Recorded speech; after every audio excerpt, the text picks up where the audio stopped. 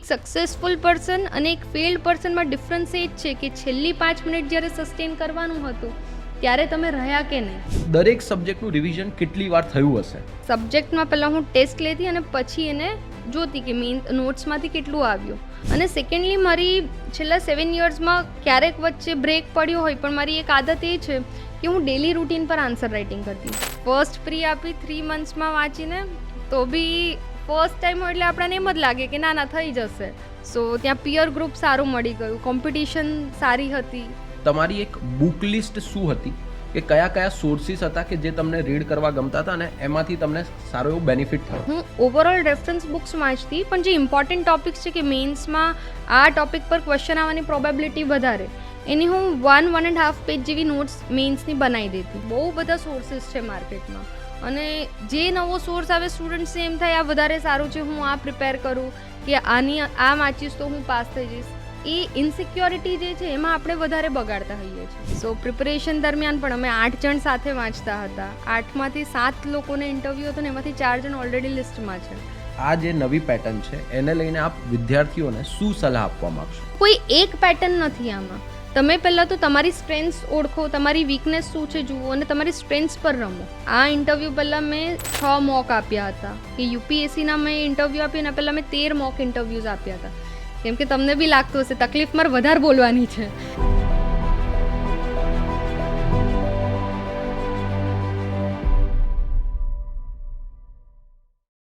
નમસ્કાર વિદ્યાર્થી મિત્રો, હમણાં જ આપણને ખ્યાલ છે થોડાક સમય પહેલાં જીપીએસસીની પરીક્ષાનું રિઝલ્ટ આવ્યું અને જ્યારે પણ આ રિઝલ્ટ આવતું હોય છે ત્યારે ઘણા બધા વિદ્યાર્થીઓ માટે પ્રોત્સાહન લઈને આવે છે, ઘણા બધા વિદ્યાર્થીઓના સપના પૂર્ણ થાય છે અને ઘણા બધા વિદ્યાર્થીઓને કંઈક નવું શીખવા મળે છે. પણ આ દરમિયાન આપણને મળે છે ઘણી બધી મોટિવેટ કરી દે તેવી વાર્તાઓ, એ પણ રિયલ લાઈફ વાર્તાઓ. આપણને મળે છે કેટલાક રિયલ લાઈફ હીરોઝ અને એની જ અંદર આજે આ વેબ સંકુલના ડિજિટલ પ્લેટફોર્મ પર હું વાત કરવા માટે આવ્યો છું એક એવી વિદ્યાર્થીની સાથે કે જેમણે સમગ્ર ગુજરાતની અંદર જીપીએસસીની પરીક્ષાની અંદર 3જો ક્રમ હાસિલ કરેલો છે. ન માત્ર એટલું, એ પંચમહાલ વિસ્તારમાંથી આવે છે, ત્યારબાદ બરોડાની એક સરકારી ગ્રાન્ટ મળેલી સ્કૂલમાંથી અભ્યાસ કરે છે અને તે ઉપરાંત અનેક સંઘર્ષો એ પોતાના વ્યક્તિગત ફ્રન્ટ પર હોય કે વ્યાવસાયિક ફ્રન્ટ પર હોય એ બધાને જ ખસેડીને આ જે પરીક્ષા છે એની અંદર સમગ્ર ગુજરાતની અંદર 3જો રેન્ક લઈને આવે છે. અને આવા જ એક આપણા વિદ્યાર્થીની અને પ્લસ હવે તો આપણે કહીશું કે થોડાક સમયમાં જે બનશે અધિકારી એવા વિશ્વાબેન પાઠક આપણી વચ્ચે છે. વિશ્વાબેન, ફર્સ્ટ ઓફ ઓલ તો હું આપને આવકારું છું વેબ સંકુલના પ્લેટફોર્મ પર અને થેન્ક યુ સો મચ કે તમે અમારા પ્લેટફોર્મ પર આવવા માટે હા પાડી. બેન, હવે જો આપણે આ વાત શરૂ કરીએ તો એ વાતની શરૂઆત કરતાં પહેલાં હું ઈચ્છીશ કે તમે વિદ્યાર્થીઓને એક ટૂંકમાં તમારું ઇન્ટ્રોડક્શન આપો જેનાથી અમને ખ્યાલ આવે કે તમે કઈ રીતે તૈયારી કરી છે, શું છે. શ્યોર. મારું નામ વિશ્વા નિર્મલ પાઠક છે. મેં 2018માં કમ્પ્યુટર એન્જિનિયરિંગ પૂર્ણ કર્યું અને ત્યારબાદ મેં બિઝનેસ એનાલિસ્ટ અને બ્લોકચેન રિસર્ચર તરીકે ટૂંક સમય માટે કામ કર્યું હતું. પણ ત્યાં મને લાગ્યું કે આઈ એમ નોટ અ પર્સન કે જે 9 to 5 ડેસ્ક પર બેસીને કામ કરે અને પછી it's like just professional life અને પર્સનલ લાઈફને હું અલગ કરી શકું એમ ન હતું. એટલે મારા વન ઓફ ધ રિલેટિવ્સ કે જે ઓલરેડી સર્વિસીસમાં હતા એમણે મને કીધું ને મેં આ રીતે ફોર્મ ભર્યું અને 2018થી જ મેં પ્રિપરેશન સ્ટાર્ટ કરી હતી. સ્ટાર્ટિંગમાં આઈ વોઝ નોટ નોઈંગ ક્યાંથી વાંચવું, શું વાંચવું, કઈ ચેનલ્સ ફોલો કરવી. સો ટાઈમ ઘણો લાગ્યો પણ ફોર્ચ્યુનેટલી 2023માં મેં યુપીએસસીનો ઇન્ટરવ્યૂ આપ્યો હતો અને હાલ જીપીએસસીનું રિઝલ્ટ આપ સમક્ષ છે. વિશ્વાબેન, આપણે આખી જે ચર્ચા કરીશું એ ચર્ચાની શરૂઆત કરતાં પહેલાં હું ઈચ્છીશ કે આપ, કેમ કે ગુજરાતમાં ઘણીવાર મેં જોયું છે કે વિદ્યાર્થીઓને એટલું સરકારી પરીક્ષાઓ વિશે કે ગવર્મેન્ટની અંદર કઈ કઈ પોસ્ટ આવે છે, યુપીએસસી શું છે, જીપીએસસી શું છે, એના વિશે એટલી ઇન્ફોર્મેશન નથી હોતી. પણ તમારી લાઈફની અંદર તમારી આખી આ જે જર્ની રહી છે, જર્નીની અંદર આ ક્યાંથી તમને ઇન્ફોર્મેશન મળી એન્ડ કોણ હતા કે જેમણે તમને મોટિવેટ કર્યા આ સમગ્ર તૈયારી દરમિયાન? તો આપ એમના વિશે માહિતી આપશો. શ્યોર. જેમ મેં કીધું કે વન ઓફ માય રિલેટિવ્સ જે ઓલરેડી સર્વિસીસમાં હતા, સો 2018 હતું. અમારા ફેમિલીમાં કહીએ તો અમારી જનરેશનમાં I was the first one કે જેને જોબ મળી, ફિલ્ડમાં જોબ મળી ને એ બી રિસર્ચરની જોબ, એટલે ઘણી સારી હતી કે મારે પ્રોફેશનલ પ્રોસ્પેક્ટ જોવું તો આગળ જતાં ઘણા સારા હતા. બટ હી વોઝ લાઈક કે અત્યાર સુધી તારું ભણતર સારું રહ્યું છે, તું બ્રાઇટ સ્ટુડન્ટ છું, એટલીસ્ટ એકવાર ફોર્મ ભરી જો, શું થાય છે શું નહીં આગળ પછી જોવાશે. બટ આઈ વોઝ લાઈક કે મારે ટેકનિકલ ફિલ્ડમાં આગળ વધવું છે. પણ ત્યાં જે રીતે મેં 6 months જેવી જોબ કરી હતી, તો આઈ વોઝ લાઈક કે મારી પ્રાઇવેટ લાઈફ તો આખી શટ ઓફ જ થઈ ગઈ છે. કામ કરી લેતા પણ એનું એટલું સેટિસ્ફેક્શન ના મળતું. એટલે 2018માં મેં જીપીએસસીનું ફોર્મ ભર્યું હતું. તો પ્રિપેરેશન સ્ટાર્ટ કરી ત્યારે I was not knowing prelims માટે શું કરવું, મેન્સ માટે કેમનું આગળ વધવું. પણ આ જ રીતે કે જે ઇન્ફોર્મેશન મળી વેબ પરથી મળી, મેં વડોદરામાં એકાદ કોચિંગ સેન્ટર્સમાં મેં ત્યારે 3 months જેવો કોર્સ કર્યો હતો પ્રિલિમ્સ માટે. તો પ્રિપેરેશન આ જ રીતે સ્ટાર્ટ થઈ. It was all blind folded. First pre આપી 3 monthsમાં વાંચીને, તો બી ફર્સ્ટ ટાઈમ હોય એટલે આપણને એમ જ લાગે કે ના થઈ જશે. પણ મારા ત્યારે 50 marks હતા પ્રિલિમ્સમાં. આઈ ડેન્ટ ક્વોલિફાય ઇટ. સો ત્યાં મને ક્લાસમાં એક સર મળી ગયા હતા જે હાલ ઓલરેડી 2 વર્ષથી ACST તરીકે પોતે જોબ કરી રહ્યા છે, કુનાલ મોજીદ્રા કરીને છે. એ સાહેબ મને ત્યાં ક્લાસમાં મળ્યા હતા અને અમે પ્રિપેરેશન પછી સાથે સ્ટાર્ટ કરી. સો હી સો દેટ 3 months કે હું ડેડિકેટેડ પ્રિપેરેશન કરું છું, તો એમણે સામેથી મને કીધું કે why not to opt for UPSC. ત્યાં સુધી UPSCની પ્રિપેરેશન ક્યાંથી કરવી, શું કરવું, I was not knowing anything. પછી એમણે મને કીધું, બુક લિસ્ટ બતાવ્યું કે આ રીતે ભણવાનું છે. અમે લોકોએ સાથે પ્રિપેરેશન સ્ટાર્ટ કરી. 2019થી હું UPSCની પ્રિપેરેશન મેં ચાલુ કરી.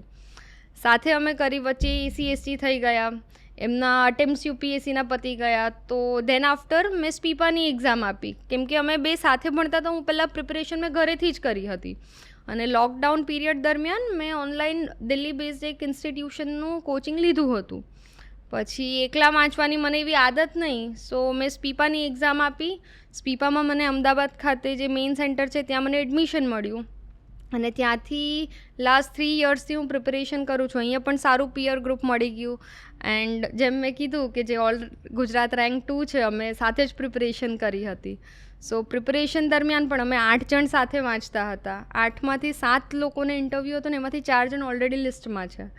સો ત્યાં પિયર ગ્રુપ સારું મળી ગયું, કોમ્પિટિશન સારી હતી. એટલે કેવું કે આપણને એમ થાય ઘણીવાર કે પ્રિપેરેશન વચ્ચે મૂકી દઈએ, નથી રિઝલ્ટ આવતું, પણ એ મોટિવેશન ત્યાં બધાને જોઈને જ આવે કે આપણા જેવા ત્યાં ઘણા બીજા વિદ્યાર્થીઓ હતા કે જે વેલ ડિઝર્વિંગ હતા, આપણા કરતાં વધારે મહેનત કરતા હતા અને 1-2 માર્ક માટે રહી જતા.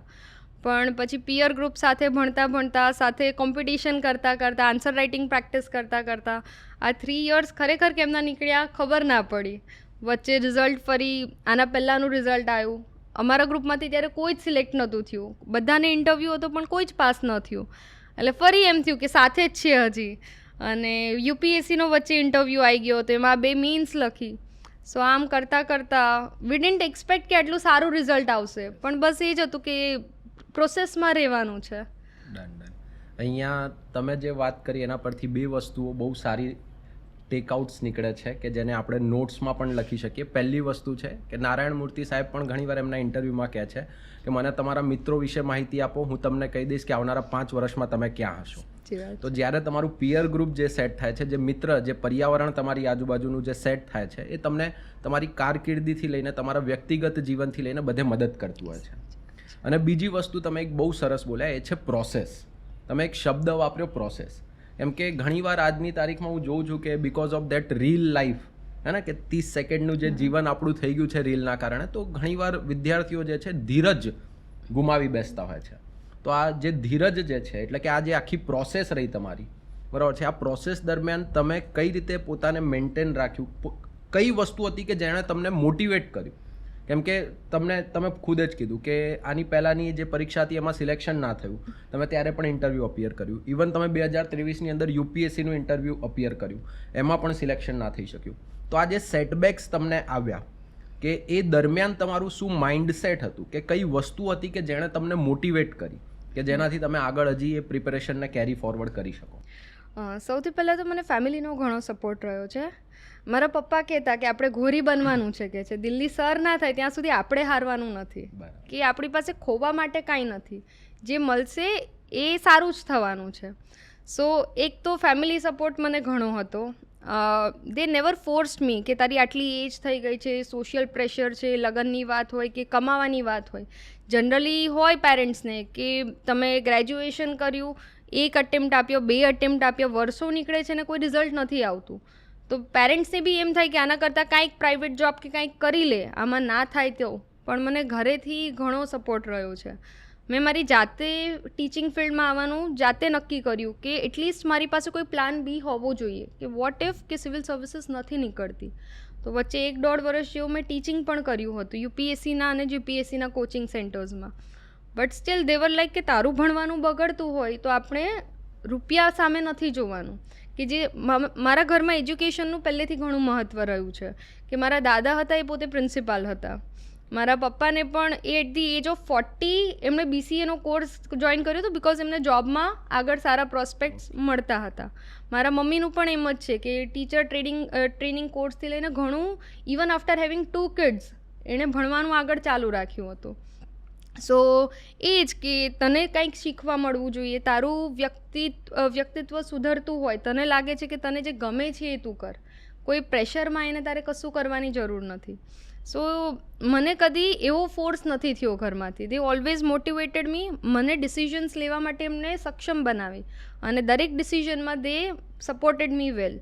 એન્જિનિયરિંગ કરવું કે પછી જોબમાં આવવું, જોબ છોડીને મારે ઓલમોસ્ટ 6 યર્સ થઈ ગયા. હું 4th ઓગસ્ટ 2018થી મારી પ્રિપેરેશનની જર્ની સ્ટાર્ટ થઈ હતી. એન્ડ ઓલવેઝ પહેલાં તો મારે જીપીએસસીના 2 અટેમ્પ્ટ્સમાં પ્રિલિમ્સ જ નથી નીકળી. જેમ મેં કીધું, ફર્સ્ટ અટેમ્પ્ટમાં I got just 50 marks, second અટેમ્પ્ટમાં મારા 108 માર્ક હતા પણ કટ ઓફ 115 થઈ ગયું હતું. પહેલાં 2 વર્ષ પ્રિલિમ્સ જ ન નીકળી. યુપીએસસીમાં પણ આ જ હતું કે મારે પ્રિલિમ્સમાં જ ગેપ ઘણો મોટો હતો. દે નેવર થોટ ઓફ કે એની પ્રિલિમ્સ જ નથી નીકળતી, હજી આગળ 2 પડાવ છે. એમને એમ હતું કે તું મહેનત કર, તું મહેનત કરીશ પછી રિઝલ્ટ જે હશે, રિઝલ્ટ આપણા હાથમાં નથી પણ મહેનત કરવી આપણા હાથમાં છે. એટલે એક તો મને ફેમિલી સપોર્ટ ઘણો હતો. સેકન્ડલી મેં જેમ કીધું કે મને પિયર ગ્રુપ સારું મળી રહ્યું હતું પહેલેથી જ. જેમ હું પહેલાં સર સાથે ભણતી, પછી અમે સ્પીપામાં ભણવાનું સ્ટાર્ટ કર્યું. સ્પીપામાં બી મેં અને આજે અંકિત કહું છું રેન્ક 2, અમારી નોટ્સ સ્ટાર્ટિંગથી અમે સાથે કમ્પાઇલ કરવાનું સ્ટાર્ટ કર્યું હતું. કેમ કે કેવું છે કે આપણે બહુ બધા સોર્સિસ છે માર્કેટમાં અને જે નવો સોર્સ આવે સ્ટુડન્ટ્સને એમ થાય આ વધારે સારું છે, હું આ પ્રિપેર કરું કે આ વાંચીશ તો હું પાસ થઈ જઈશ. એ ઇનસિક્યોરિટી જે છે એમાં આપણે વધારે બગાડતા હોઈએ છીએ. તો અમારી નોટ્સ પહેલેથી કમ્પાઇલ્ડ હતી. અમે કરંટ અફેર્સ એમાં એડ ઓન કરતા રહેતા, એનું એ રિવિઝન થાય એટલી વાર કરતા. આપણે કંઈ એક્ટિવ રીડિંગ અને પેસિવ રીડિંગ બે રીતે કે સપોઝ ક્યારેક જમવા બેઠા છે તો કોઈ ટૉપિક લઈને બેઠા, જેને જે યાદ આવ્યું એ બોલ્યું કે આમાં આ કમિટી છે, આમાં આર્ટિકલ છે, આમાં ન્યૂઝમાં આ છે. સો દરેક રીતે કે નોટ્સ વાંચીને બી, ડિસ્કશનથી બી, આન્સર રાઇટિંગથી બી દરેક રીતે થયું એટલું અમે સાથે પ્રિપેરેશનમાં આમ કહીએ ને કે એવું કોઈ ટાઈમ નહોતો કે જ્યાં આપણે કહીએ કે છોડી દેવાનું મન થયું હોય. કેમ કે રિઝલ્ટ હજી કહું છું કે મેં જે નેગેટિવ રિઝલ્ટ જોયા દર વખતે આઈ વોઝ હોપફુલ. મારે જ્યારે જીપીએસસીનો પહેલો ઇન્ટરવ્યૂ હતો ત્યારે એમ હતું કે મારા પેરેન્ટ્સ ગામડે હતા અને રિઝલ્ટ આવ્યું કે મારે ઇન્ટરવ્યૂ કોલ છે. તો એ ત્યારે જ એટલા ખુશ થઈ ગયા કે તને બોલવામાં તો ક્યાં વાંધો છે કે આ વખતે તું પાસ થઈ જઈશ, કે ડેપ્યુટી કલેક્ટર તો તું આરામથી બની જઈશ. એટલે એ જે ઉત્સાહ પહેલેથી હતો ઘરમાં એણે ઓલવેઝ મને મોટિવેટેડ રાખી કે નહીં, છોડવાનું નથી. બહુ સરસ બેન. તમે જે વાત કરી એના પરથી અગેન અહીંયા પણ કેટલીક વસ્તુઓ સમજવા અને શીખવા જેવી થાય છે કે ફેમિલી જે છે, પરિવાર જે છે, એનું પ્રોત્સાહન અને એનો સપોર્ટ જે વિદ્યાર્થીઓને મળતો હોય છે એમને આ પરીક્ષાની અંદર બહુ હેલ્પફુલ રહે છે. બીજી વસ્તુ તમે બહુ સરસ વાત કરી. એક તમે વાત કરી કરંટ અફેર્સ વિશે, એક તમે વાત કરી કે માર્કેટની અંદર એટલા બધા બુક સોર્સિસ અવેલેબલ છે પણ તેમ છતાં એક બુક સાથે સ્ટ્રિક્ટ રહેવું. કેમ કે તૈયારી દરમિયાન જે અમે પણ વિદ્યાર્થીઓને કહેતા હોઈએ છીએ ને, હું પણ જેટલી આ પરીક્ષાઓને સમજ્યો છું, મને પણ ખ્યાલ આવે છે કે ત્યાર સુધી જો એક બુકને તમે મેક્સિમમ રીડિંગ કરીને જાઓ છો, મેક્સિમમ વાર રિવિઝન કરીને જાઓ છો તો તમને એનો બેનિફિટ થાય છે. તો એટલા જ માટે ખાલી 2 ક્વેશ્ચન હું તમને અત્યારે પૂછવા માંગીશ પહેલાં આના સંદર્ભમાં. પહેલો ક્વેશ્ચન કે તમારી એક બુક લિસ્ટ શું હતી, કે કયા કયા સોર્સિસ હતા કે જે તમને રીડ કરવા ગમતા હતા અને એમાંથી તમને સારો એવો બેનિફિટ થયો, બરાબર છે? થોડીક વિદ્યાર્થી મિત્રોને બેનિફિટ થાય એટલા માટે. તો મેન્સ માટે આઈ પ્રિફર્ડ મેકિંગ નોટ્સ કે જે ઇમ્પોર્ટન્ટ ટોપિક્સ છે. આપણે જેમ કે પોલિટીમાં કહીએ તો પોલિટીમાં આપણે લક્ષ્મીકાંત વાંચતા હોઈએ છીએ. મારું બુક લિસ્ટ યુપીએસસી બેઝડ જ હતું, જે જીપીએસસીમાં પણ હું એ જ ફોલો કરતી. તો જેમ કે પોલિટીમાં છે લક્ષ્મીકાંત છે, હિસ્ટ્રીમાં આપણે કહીએ મોડર્ન હિસ્ટ્રી માટે સ્પેક્ટ્રમ છે. હું ઓવરઓલ રેફરન્સ બુક્સ વાંચતી, પણ જે ઇમ્પોર્ટન્ટ ટોપિક્સ છે કે મેઇન્સમાં આ ટોપિક પર ક્વેશ્ચન આવવાની પ્રોબેબિલિટી વધારે, એની હું 1.5 પેજ જેવી નોટ્સ મેઇન્સની બનાવી દેતી. જેમ કે કઈ ઇમ્પોર્ટન્ટ ફેક્ટ્સ છે જે આવવા જોઈએ, કઈ કમિટીઝ છે જે આવવી જોઈએ, કોઈ કરંટ અફેર્સ બેઝ ન્યૂઝ હોય. કેમ કે જનરલી આપણે કેવું ઇન્ટ્રોડક્શન આપણે કંઈ ઘણીવાર કરંટ અફેર્સના કન્ટેક્સમાં પણ આપતા હોય, તો કરંટ અફેર્સમાં એ કોઈ ક્યાંક ન્યૂઝમાં હોય એના એક્ઝામ્પલ્સ અમે લોકો ભેગા કરતા. સો આ રીતે જે ઇમ્પોર્ટન્ટ ટોપિક્સ છે એની અમારી પોતાની મેઇન્સની નોટ્સ હોતી હતી. બાકી રેફરન્સ બુક્સ તો એ જ જે આપણે યુપીએસસીમાં વાંચતા હોઈએ છીએ. જેમ કે જિયોગ્રાફી છે તો એક જીસી લિયોંગ છે, અને મેં દુધાત સરના લેક્ચર્સ જોયા હતા, ઋષિકેશ દુધાત સરના. તો જિયોગ્રાફીમાં એ હતું. ઇકોનોમી માટે વિવેક સિંઘની બુક છે, આમ હોલસમ કવરેજ થાય છે એનું, કે ઇકોનોમિક્સના દરેક આસ્પેક્ટ્સ આપણને ક્લિયર થઈ જાય. સાયન્સ એન્વાયરમેન્ટ છે એ મેં મોસ્ટલી કરંટ બેઝ રાખ્યું હતું.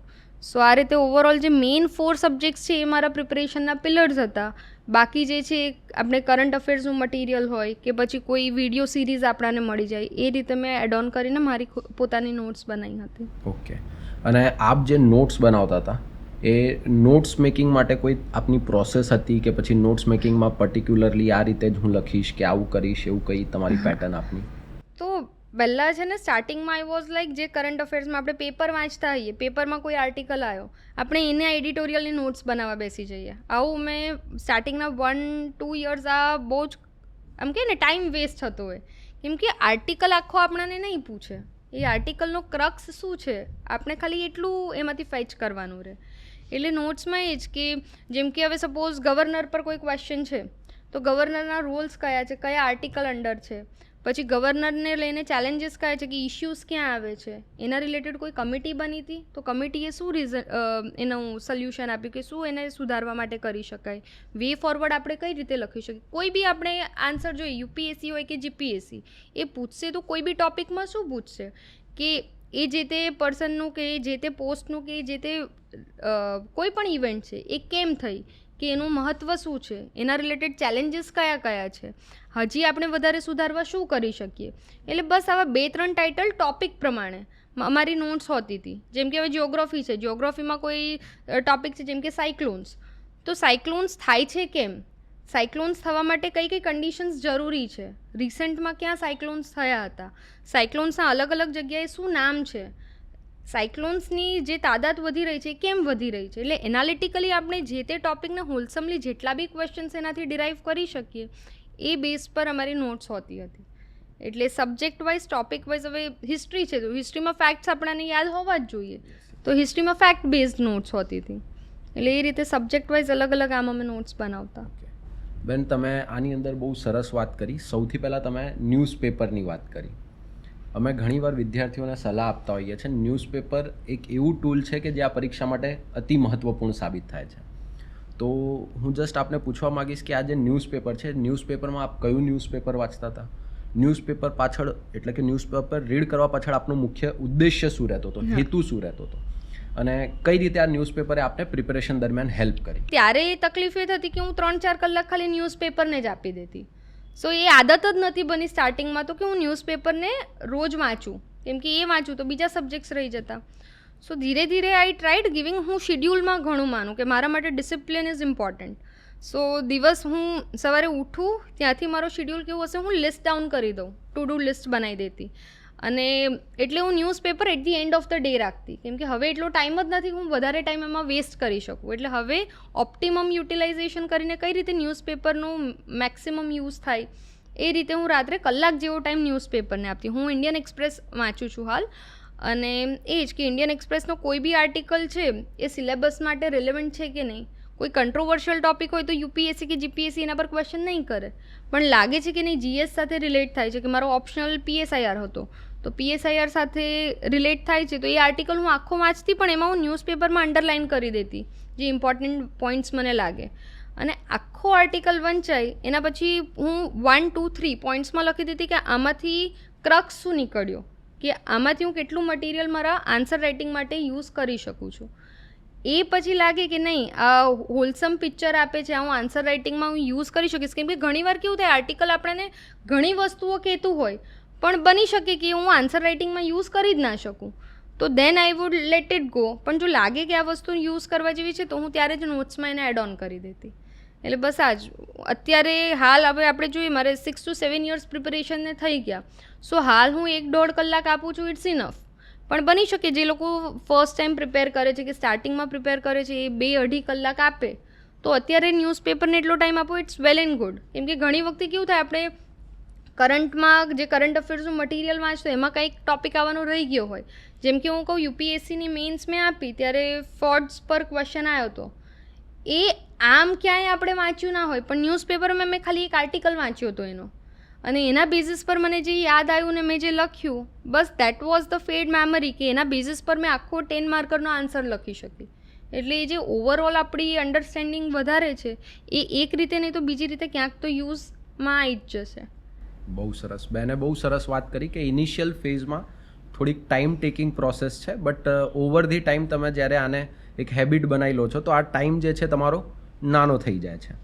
હવે જો અહીંયા બીજો એક મિથ બસ્ટર તરીકે એક ક્વેશ્ચન પૂછવા માગીશ, કેમ કે ઘણીવાર સ્ટુડન્ટ્સ જે છે એ સબ્જેક્ટ રિવિઝનને લઈને એ ચર્ચાઓ થતી હોય છે, ત્યારે હું પણ ઘણીવાર સલાહ આપતો હોઉં છું, પણ તમે હમણાં જ તાજેતરમાં ઉત્તીર્ણ કરી છે પરીક્ષા, તો તમે પણ એક સલાહ આપશો કે એટલીસ્ટ તમારા જે સબ્જેક્ટ્સ હતા દરેક સબ્જેક્ટનું રિવિઝન કેટલી વાર થયું હશે? એમ તો સમજી શકું છું 7 વર્ષની આખી પ્રિપેરેશનની જર્ની છે એટલે નંબર કેવો ડિફિકલ્ટ છે, તો પણ એમ એટલીસ્ટ કેટલી વાર રિવિઝન થયું હશે એક સબ્જેક્ટ? જેમ મેં કીધું કે હું શેડ્યુલ બનાવી દેતી, તો પ્રિલિમ્સ વખતે આઈ વુડ પ્રેફર કે હું પહેલાં ટેસ્ટ આપી દેતી. હવે ટેસ્ટ આપ્યું કેમ કે આપણે આટલી વખત એકની એક બુક વાંચી તો આપણને એમ થાય ના આ તો ખબર જ છે, પણ એ MCQ આવે ત્યારે ખોટું પડી જાય, ત્યારે આપણે કન્ફ્યુઝ થઈ જઈએ. એટલે આઈ વુડ પ્રિફર હું સેક્શનલ ટેસ્ટ આપું ત્યારે હું પહેલાં ટેસ્ટ આપતી, એમાં હું જો કયો ક્વેશ્ચન ખોટો પડ્યો, કયા ટોપિકમાંથી ખોટો પડ્યો, અને એ સેક્શનલ ટેસ્ટમાં જે ટોપિક્સ કવર થયા હોય એ હું પછી વાંચતી, ટેસ્ટ જોયા પછી, સો દેટ હું કોન્શિયસલી એ વસ્તુ રીડ કરું કે આ મારી ટેસ્ટમાં ખોટી પડી હતી. સો હું પ્રિલિમ્સ માટે કોઈ પણ એક ટેસ્ટ સિરીઝ લઈ લેતી જેનો સેક્શનલ પેપરનો શેડ્યુલ હું ફોલો કરતી, અને એમાં પણ બને એટલું જેમ મેં કીધું કે રિવિઝન મેથડ્સ, તો પ્રિલિમ્સ પહેલાં હું ટ્રાય કરતી કે જે 3 કે 4 મહિના હોય એમાં મેક્સિમમ હું જે મારા મેઇન 4 સબ્જેક્ટ્સ મેં રાખ્યા હતા, એક તો મોડર્ન હિસ્ટ્રી છે, ઇકોનોમી છે, પોલિટી છે અને જ્યોગ્રાફી છે.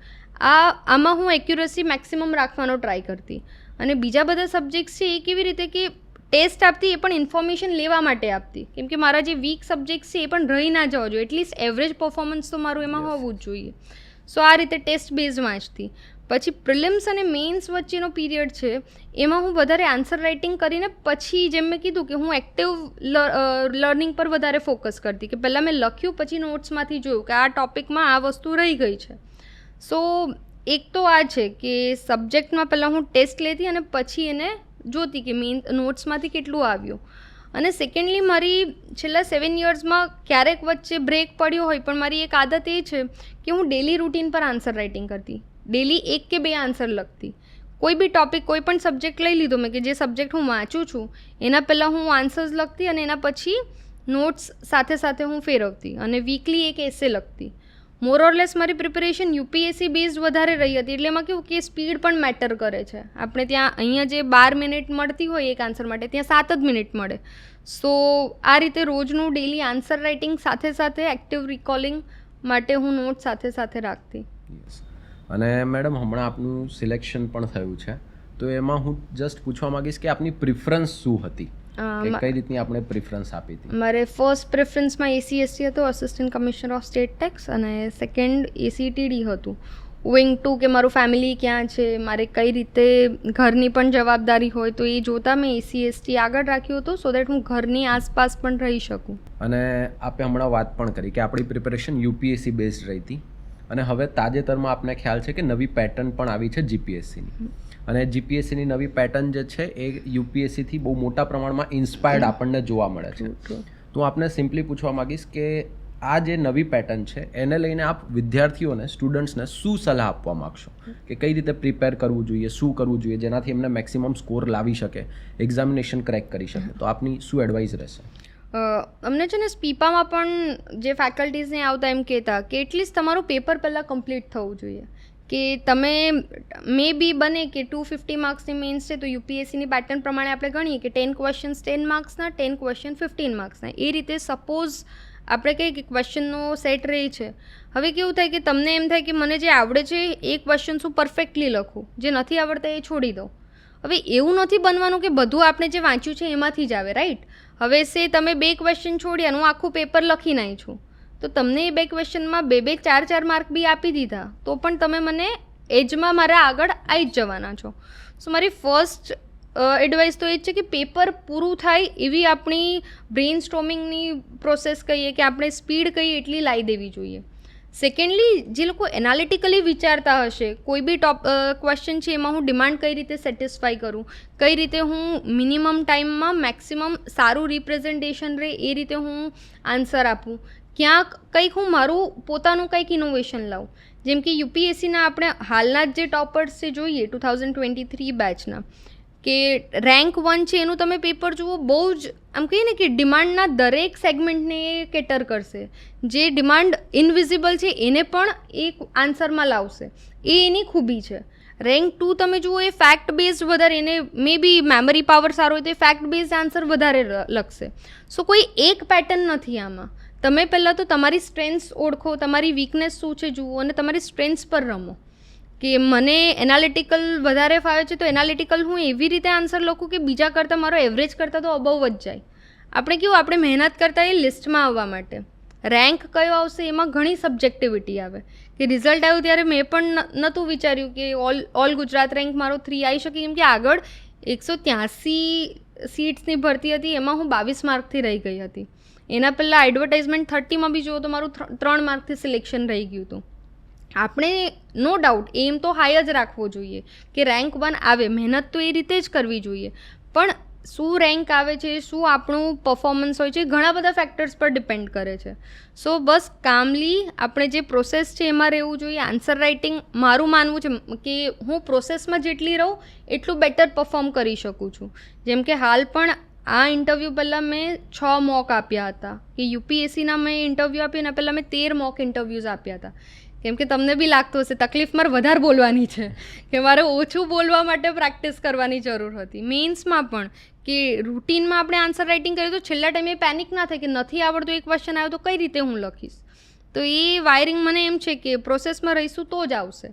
એટલે જે તે ટાઈમે જે તે વસ્તુ કરવાની થાય છે એ થાય છે, જેમાં આપણે છટકબારી ના શોધવી જોઈએ. બાકી તો કેવું કે જે રિઝલ્ટ આવવાનું છે આજે નહીં ને કાલે આવશે જ. આપણે મહેનત એમ જતી નથી. ઇવન ઇફ સિવિલ સર્વિસીસ નહીં તો this is not the end of life, કે આ નોલેજ અહીંયાથી લીધું છે ક્યાંક બીજે પણ કામ તો આવશે જ. બહુ સરસ વાત કરી બેને, કે જો આપણે વાતને જો સમજીએ કે એનું ક્રક્સ કાઢવાનો પ્રયત્ન કરીએ તો બેને બહુ સરસ રીતે સમજાવ્યું કે સક્સેસ મળશે, પણ એ સક્સેસ માટેની જે પ્રોસેસ છે ને એ પ્રોસેસ એટલી ઉથલ-પૂથલ ભરેલી છે કે એ પ્રોસેસ દરમિયાન તમારે ખુદને સેલ્ફ મોટિવેટ કરવાનું છે. હજી એક બહુ સરસ વાત કરી એમણે, સેલ્ફ ઇવેલ્યુએશન કરવાનું છે. તમારે સમજતા રહેવાનું છે કે કઈ રીતની તમારી પ્રોસેસ ચાલી રહી છે, શું તમે રાઇટ ડિરેક્શનમાં જઈ રહ્યા છો કે નહીં. એની માટે તમારે તમારા મિત્રોની, તમારી આજુબાજુના એન્વાયરમેન્ટની એમની મદદ પણ લેવાની છે. તો આખી પ્રોસેસના અંતમાં તમને સક્સેસ મળશે, જે બેનને પણ મળેલી આપણને જોવા મળે છે. હવે અહીંયા એક ક્વેશ્ચન હું, આપણે એવું હોય તો લાસ્ટ ક્વેશ્ચન રાખીશું સમયને જોતા, બટ જો એક ક્વેશ્ચન હું આપને પૂછું કે અહીંયાથી આગળનું ફ્યુચર આસ્પેક્ટ શું છે, વોટ આર યુ પ્લાનિંગ, કે ભાઈ હજી આગળ યુપીએસસી માટે અપિયર થવાનું છે કે પછી અહીંયાથી કન્ટ્રી માટે હવે જસ્ટ એઝ અ SC/ST તમે સર્વિસીસ આપવા માગો છો? નહીં, મારો એમ તો એ જ છે કે યુપીએસસી કરું, લબાસ ના જાઉં, અને થાય એટલું કહે ને કે સોશિયલ વર્ક કરવું એ મને પહેલેથી મારું જે રીતે કો કરિક્યુલર્સ રહ્યું છે, મને પહેલેથી આઈ એસ્પાયર ફોર દેટ. કે પહેલાં હું NSSની મેમ્બર હતી, NGO સાથે મળીને મેં કામ કર્યું છે, આકાશવાણી પર મેં સ્પીચ આપી હતી એજ્યુકેશનલ રિફોર્મ્સ પર. So obviously this is not the end. હજી યુપીએસસીનો આ અટેમ્પ્ટ આપીશ, unfortunately this is my last attempt યુપીએસસીનો, પણ આ અટેમ્પ્ટમાં થાય એટલી પ્રિપેરેશન કરીને મહેનત કરીને એમ છે કે છેલ્લે થાય તો ઘણું સારું. બાકી અહીંયાથી પણ થશે એટલું મારે, જેટલું હું લોકોને કામ આવી શકું એટલું આવવાની મારી ઈચ્છા તો ઘણી. ઓકે, અને એમ તો મેં લાસ્ટ ક્વેશ્ચન કીધો હતો, પણ હજી એક ક્વેશ્ચન પૂછીશ. તમે જો જોવા જાઓ છો, એટલે તમે કીધું 2018માં તમે પ્રિપેરેશન કરી, 2025માં તમને ફાઇનલ સિલેક્શન મળ્યું, બરાબર છે. આ જે 7 વર્ષની જે આખી જર્ની રહી છે, એ તમારી જર્ની તમારા એક્સપિરિયન્સને જોતા અને એઝ વેલ એઝ જેમ કે 2018ની અંદર જે વિશ્વાબેન હતા, એમણે જે પરીક્ષાની તૈયારી કરી હતી કે શરૂઆત કરી હતી, એ બધા જ એક્સપિરિયન્સનો ઉપયોગ કરીને તમે બધા વિદ્યાર્થી મિત્રો, એટલે કે જે અત્યારે જસ્ટ પ્રિપેરેશન ચાલુ કરી રહ્યા છે, જે પ્રિપેરેશનના ઇન્ટરમીડિયેટ સ્ટેજમાં છે, કે જે પ્રિપેરેશનમાં થોડાક આગળ હજી નીકળી ચૂક્યા છે, તો એ દરેક વિદ્યાર્થીઓ માટે તમે શું સલાહ આપવા માગશો? એમ તો બિગિનર્સ માટે તો એ જ કે શોર્ટકટથી તમને સક્સેસ મળવાના ચાન્સીસ ઘણા ઓછા. હું તો કહીશ નહીં જ મળે. કોઈ લકી થઈ ગયું ને મળી ગયું એ અલગ વાત છે, પણ કોઈ એમ કે મેં તો આન્સર રાઇટિંગ કર્યું જ નહોતું, હું તો એમ જ ઇન્ટરવ્યૂમાં જતો રહ્યો હતો કે જતી રહી હતી. Don't listen to that things, કે મહેનત તો કરવી જ પડશે. તમને સક્સેસ ક્યારે મળશે એ વી કાન્ટ જજ કે નહીં આટલું કરીશું તો ફર્સ્ટ એટેમ્પ્ટમાં કે સેકન્ડ એટેમ્પ્ટમાં પાસ થઈ જ જઈશું. પણ થ્રુઆઉટ યોર જર્ની તમારા ફેમિલી સપોર્ટ છે, ફ્રેન્ડ્સ છે, પિયર ગ્રુપ્સ છે, જેની સાથે તમે વાત કરી શકો, ભણી શકો, એ હોવું ઘણું ઇમ્પોર્ટન્ટ છે. કે મારે 7 યર્સમાં જોઈએ દરેક પડાવ પર કોઈકનું કોઈક એમ રહ્યું છે કે જેમ હું લાસ્ટ 3 યર્સથી અમદાવાદમાં ભણું છું સ્પીપા ખાતે, પણ ત્યાં પણ મારું પિયર ગ્રુપ એવું હતું, અમે પાસ થયા, ફેલ થયા, કોઈક રહી ગયું, બધાને એ કેવું કે એક એજ પર આવ્યા પછી આપણને એમ થાય કે હવે શું. તો એક પ્લાન બી રાખશો તો તમે આના પર બી સારી રીતે કોન્ફિડન્ટલી તમે અટેમ્પ્ટ આપી શકશો. અને જે સારી એવી પ્રિપેરેશન કરી ચૂક્યા છે ને રહી ગયા છે, તો હું એમ જ કહીશ કે this is not the end. અને તમે જે પ્રિપેરેશન અત્યારે કરી છે એ કશે જવાની નથી. આ અટેમ્પ્ટમાં નહીં તો નેક્સ્ટ અટેમ્પ્ટમાં સક્સેસ તો મળશે જ. પણ જેમ કહીએ છીએ કે એક સક્સેસફુલ પર્સન અને એક ફેલ્ડ પર્સનમાં ડિફરન્સ એ જ છે કે છેલ્લી 5 મિનિટ જ્યારે સસ્ટેન કરવાનું હતું ત્યારે તમે રહ્યા કે નહીં. સો બસ perseverance is the key. Patience રાખીને પ્રોસેસમાં રહેશો તો આજે નહીં ને કાલે સક્સેસ તો મળવાની જ છે. Thank you madam. First of all તો હું આ જે પણ તમે વિદ્યાર્થી મિત્રોને માહિતી આપી છે, માહિતી માટે હું આપનો આભાર માનું છું, અને વેબ સંકુલના પ્લેટફોર્મ પર આ એની માટે પણ હું આપનો આભાર માનું છું. દરેક વિદ્યાર્થીઓને પણ કહેવા માગીશ, અને ખાસ કરીને જેટલા પણ વિદ્યાર્થીઓનો છે એમને કહેવા માગીશ કે ક્યારે પણ સમાજની અંદર જ્યારે એક સ્ત્રી શિક્ષિત થાય છે, એક સ્ત્રી જે છે એને સફળતા મળે છે, તો એ ખાલી સ્ત્રીની સફળતા નથી હોતી, એ સમાજની સફળતા હોય છે. કેમ કે ક્યારે પણ શિક્ષિત સ્ત્રી જે છે એક શિક્ષિત સમાજનું નિર્માણ કરે છે. અને આપણી સામે એવા જ વિશ્વાબેને આપણને બહુ સારી એવી માહિતી આપી. બધા વિદ્યાર્થી મિત્રોને આ માહિતી પણ બહુ યુઝફુલ રહેશે. વિદ્યાર્થી મિત્રો અહીંયાથી ઘણું બધું શીખવા જેવું છે. જેમ કે એમના લાઈફની આ 7 વર્ષની જે પ્રિપેરેશનની આખું પ્રોસેસ રહી, એ પ્રોસેસ પરથી તમારે સમજવાની જરૂર છે કે તમારે ધીરજ રાખીને કન્ટિન્યુઅસ એક લાંબા સમય સુધી આ તૈયારી કરવાની છે. આ કોઈ શોર્ટ ગેમ નથી, આ કોઈ રીલ્સ નથી, આ રિયલ લાઈફ છે. અને રિયલ લાઈફમાં પ્રિપેરેશન અને પ્રોસેસ અને હાર્ડવર્ક એને જ તમને સફળતા તરફ દોરી જશે. તો આની સાથે આજના આપણે આ સેશનનો અંત કરીએ છીએ. આશા રાખું છું કે આપના જીવનની અંદર, આપના પરીક્ષાની તૈયારીની અંદર આ તમામ માહિતી મહત્ત્વપૂર્ણ સાબિત થાય. તો મળીશું આપણે ભવિષ્યમાં. જય હિન્દ, જય ભારત.